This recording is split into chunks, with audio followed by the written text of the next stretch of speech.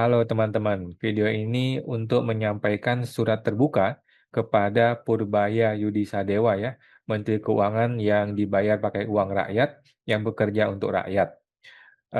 Surat ini dibikin oleh salah satu advokat perpajakan ya, eh, advokat perpajakan kuasa hukum pajak, Bapak Sujono, yang akan gua share ke teman-teman semua ya.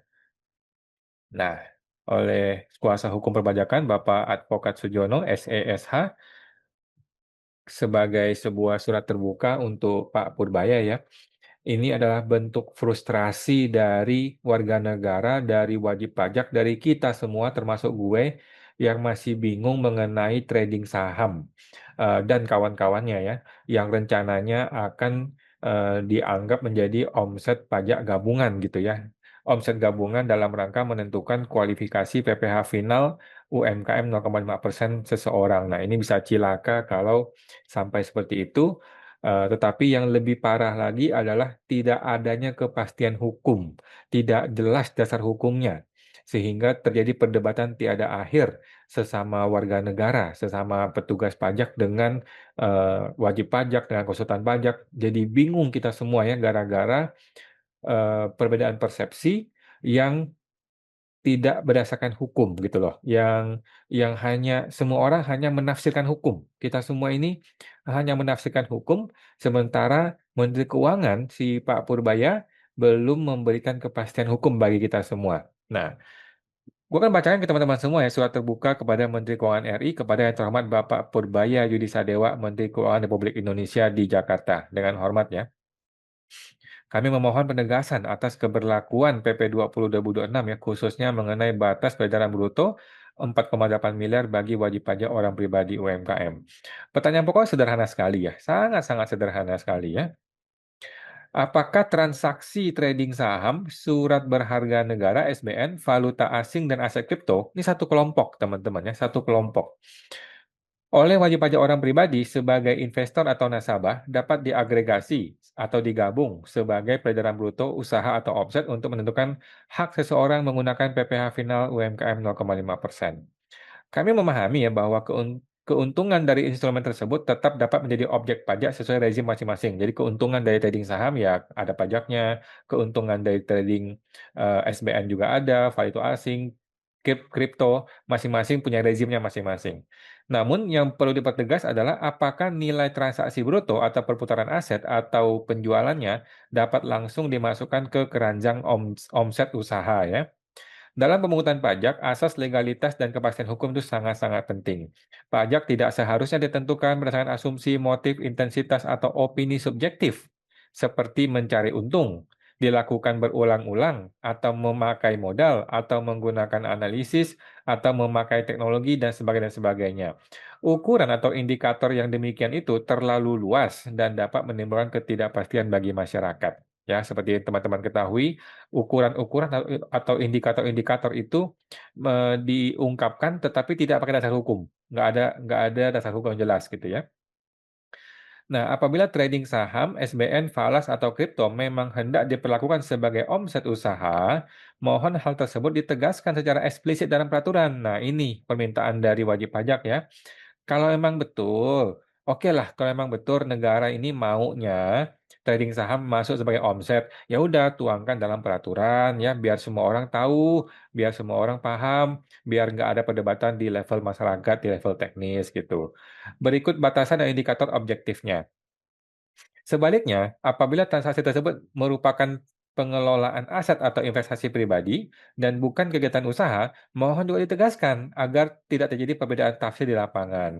Jadi perbedaan tafsir nih, kita sebagai wajib pajak ada yang menafsirkan itu bukan kegiatan usaha sehingga bukan agregasi omset. Tetapi ada beberapa juga orang petugas pajak ya yang menyatakan itu bisa menjadi agregasi gabungan omset jika indikator A, indikator B, indikator C, indikator D. Masalahnya adalah indikator ini tuh nggak ada dasar hukumnya. Indikator ini tidak jelas batasannya bagaimana. Contoh, indikator niat katanya.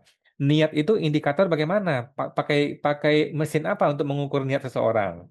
Kemudian katanya indikator seberapa sering, frekuensi. Nah, pertanyaannya, frekuensi berapa sering yang dianggap sebagai trading saham tuh jadi usaha. Indikator berapa yang trading saham bukan usaha, gitu ya.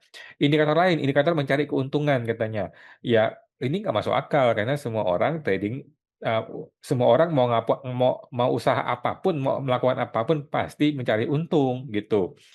Jadi ya udah minta penegasannya aja. Intinya sih wajib pajak ingin melalui surat ini ingin minta penegasan gitu ya. Ini ingin minta kepastian hukum. Kejelasan ini penting agar wajib pajak dapat patuh dengan tenang. Penyuluh pajak memiliki pedoman yang seragam dan tidak muncul ruang diskresi yang terlalu luas yang berpotensi merugikan nama baik institusi perpajakan. Nah, ini betul ya. Jadi gue udah ngomong pelan-pelan nih teman-teman ya. Nggak marah-marah lagi nih gue ngomong ya. Jadi jangan sampai rakyat itu metolol-tololin si penyuluh pajak. Karena kan ini bukan masalah penyuluh pajak, ini masalah institusi DJP itu sendiri maunya apa gitu. Dan kalau maunya apa harus dituangkan dalam peraturan. Jangan kemana-mana sosialisasi nggak jelas, nggak pakai dasar hukum. Kalau nggak pakai dasar hukum, kan nggak semua rakyat itu bodoh gitu ya. Nggak semua wajib pajak itu tolol. Wajib pajak itu banyak juga yang pinter yang ketika orang pintar mendapatkan penafsirannya menurut dia salah, dia akan mengcounter dong. Dia akan mengcounter minta dasar hukumnya. Terjadi perdebatan tiada akhir di level teknis di lapangan gitu ya. Makanya si wajib pajak ini, advokat pajak ini meminta penegasan kepada Menteri Keuangan berupa peraturan dong ya, supaya ada kepastian hukum bagi kita semua. Bukan cuman asal bacot ya Pak Purbaya, mohon maaf nih ya, jangan cuman tiba-tiba ngomong di media sosial ya. Tentu aja perlu dasar hukum. Kami mendukung penerimaan negara yang kuat ya, tetapi tetap dalam koridor asas legalitas, kepastian hukum, keadilan, dan perlindungan bagi investor serta pelaku UMKM. Jakarta 6 Juli, dari hormat kami ya, Advokat Pak Sujono SESH ya, Kuasa Hukum Perpajakan. Nah, begitu teman-teman ya. Gue sih udah nggak mau marah-marah lagi ya, karena nanti gue dibilang apa gitu ya, ngomel-ngomel terus, ngetolol-tololin petugas pajak gitu ya. Pada akhirnya kan Indonesia adalah negara hukum ya. Negara hukum Undang-Undang Dasar Pasal 1 Ayat 3. Kalau negara hukum, maka semua tindakan pejabat maupun bukan pejabat harus berlandaskan hukum. Gitu ya, harus berdasarkan koridor dari hukum. Tidak boleh ada orang yang menafsirkan hukum suka-suka hati. Orang harus menafsirkan hukum berdasarkan apa yang tertulis ya, tertulis di dalam hukum itu sendiri gitu. PP 20 2026 tidak menjelaskan mengenai trading saham termasuk dalam agregasi omset gitu ya. Tetapi dalam perkembangannya ketika terjadi eh, sosialisasi oleh para penyuluh-penyuluh DJP, muncul pendapat atau ide bahwa trading saham kok menjadi omset, menjadi gabungan omset ya. Bukan menambah pajak ya teman-teman ya, bukan menambah tarif pajak tidak, tetapi dihitung dalam agregasi agregasi omset. Nah, orang-orang kayak gua dan teman-teman seperti Pak Sujono dan kawan-kawan kan langsung berpikir dong, lah bagaimana ceritanya? Kok trading saham bisa jadi agregasi usaha, agregasi omset? Ternyata trading saham dianggap sebagai usaha. Nah, kalau usaha kan jelas. Tetapi kalau jadi usaha, indikatornya apa nih? Dasarnya apa? Kalau emang itu dibilang usaha, muncul pertanyaan baru. Kalau gue trading deposito gimana? Kalau gue trading forex gimana? Kalau gue trading crypto bagaimana? Kalau gue tradingnya SBN bagaimana? Nah, pertanyaan itu kan saling saling mengekor nih. Satu pertanyaan dijawab dengan tidak sempurna, muncul pertanyaan baru. Pertanyaan baru muncul pertanyaan baru. Jadi saling saling mengekor nih pertanyaan-pertanyaan yang mana akan mempersulit si si penyuluh DJP-nya gitu ya. Loh, mereka mereka jadi mikir nih. Kalau trading saham masuk usaha, bagaimana kripto? Nah, kalau trading saham masuk usaha tetapi tidak perlu kena PPN karena di Undang-Undang PPH jelas ada saham tidak termasuk PPN. Pertanyaannya kalau kripto gimana? Kan kripto bukan barang bukan surat berharga. Lo cilaka dong. Kalau kripto masuk kegiatan usaha, masuk agregasi omset, maka kripto juga otomatis perlu kena PPN. Oh, cilaka kalau kripto kena PPN.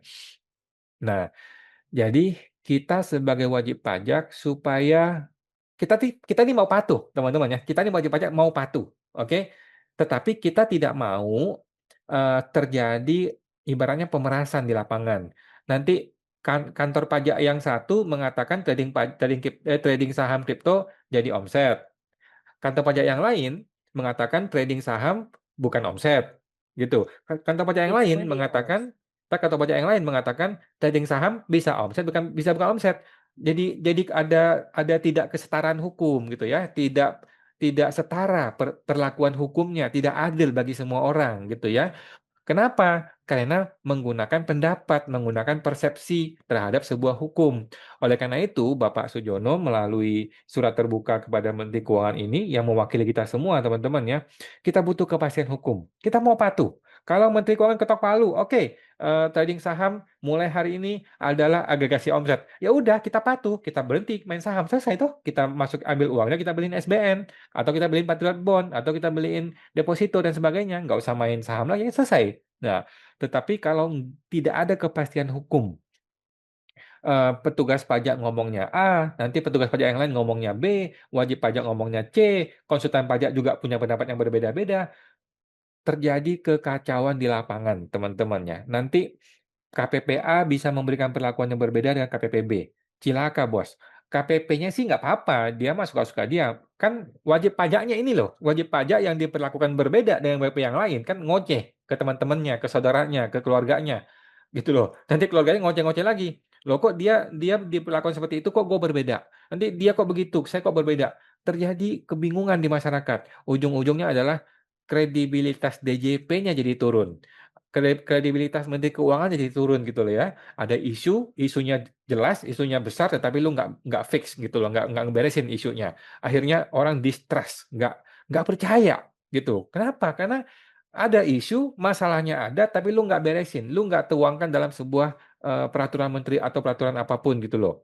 Nah, ke wilayah abu-abu, gray area inilah sumber pemerasan, sumber perampokan, sumber uang suap ya, sumber untuk kasih uang suap. Lu bayangkan teman-teman ya, kalau orang-orang sudah mengira dirinya bisa PPh final 0,5% selama 10 tahun ke depan gitu ya. Tiba-tiba di tahun ke-10 dia dipanggil ke kantor pajak, kami temukan nih ada trading saham nih 5M nih. Trading saham ini menyebabkan Anda tidak bisa pakai PPh 0,5%. Ditembak semuanya tuh 5 tahun mundur kena PPh umum. Kan bisa bisa nangis darah itu wajib pajak, teman-teman ya. Hanya gara-gara tidak ada kepastian hukum. Gitu loh. Hanya gara-gara Menteri Keuangan tidak mau balas surat seperti ini, tidak mau memberikan keadilan atau kepastian bagi masyarakat, gitu loh. Nah, kalau wajib pajak bisa dapat kepastian, kalau Menteri bisa kasih kepastian, oke, gue pokoknya trading saham masukin sebagai agregasi, selesai. Masalah selesai, teman-temannya. Silakan aja kalau mau gugat ke Mahkamah Konstitusi atau mau gugat kemana, silakan aja. Tetapi kan minimal ada kepastian hukum. Minimal antara petugas pajak dengan konsultan pajak sudah satu sependapat nih. Nah, kalau kita berdua ini sudah satu pendapat, selesai masalahnya. Ya kan? Kita bisa mengedukasi dengan cara yang sama kepada semua orang, gitu loh. Beda dengan kondisi sekarang. Kondisi sekarang itu digantung oleh DJP gitu loh. Mau menegaskan ini ada agregasi omset nggak berani, tetapi mau melepaskan ini sebagai bukan agregasi omset juga nggak mau, gitu kan? Wah, akhirnya kan kita nih konsultan pajak kegencet di tengah, gitu ya. Kita katanya mitra DJP, tapi ketika bikin aturan kita nggak pernah diajakin untuk ngobrol gitu ya, nggak pernah diajak diskusi. Sekarang aturannya terbit, dibikin persepsi yang aneh-aneh. Kita nih konsultan pajak kan punya kewajiban menjelaskan kepada si wajib pajak kita dong, ya kan? Kitanya bingung konsultan pajak ya. Kalau gue sih nggak bingung, tetapi kan banyak konsultan yang jadi ragu-ragu nih, ya. PP20 nggak ngomong begitu, tapi penyuluh DJP pusat ngomongnya begitu. Udah gitu, eh, indikatornya nggak jelas. Indikatornya itu adalah indikator yang abstrak, yang tidak ada angkanya, yang nggak bisa diukur pakai mesin, nggak bisa diukur pakai kalkulator. Niat seseorang gimana niat itu bisa diukur pakai pakai apa ngukurnya coba. Jadi eh, ketidakpastian hukum inilah yang harus diberesin oleh Pak Purbaya, gitu loh. Masa semuanya harus diberesin oleh Pak Purbaya ya? Ya mau gimana lagi teman-teman ya? Kalau bukan kepada Pak Purbaya, kepada siapa kita mau mencari keadilan atau mencari kepastian hukum teman-teman ya? Oke teman-teman, Pak Purbaya semoga mendengarkan video ini atau surat ini dan mungkin bisa membalas atau mungkin bisa langsung dituangkan dalam sebuah PMK ya, Peraturan Menteri Keuangan atau Perdirjen atau apapun lah ya, minimal minimal ada satu keterangan tertulis lah di mana kita bisa dapat kepastian dan kita bisa satu suara semuanya. Seluruh Indonesia satu suara mengenai isu ini. Beres toh gitu. Mau itu suara yang positif ataupun negatif memihak gua ataupun memihak eee, penyuluh DJP atau dan sebagainya, ya nggak apa-apa. Intinya kan satu surat bisa kita pakai untuk kita edukasi kepada, semua wajib pajak. Oke teman, Pak Purbaya, terima kasih. Sampai jumpa. Semoga terbantu.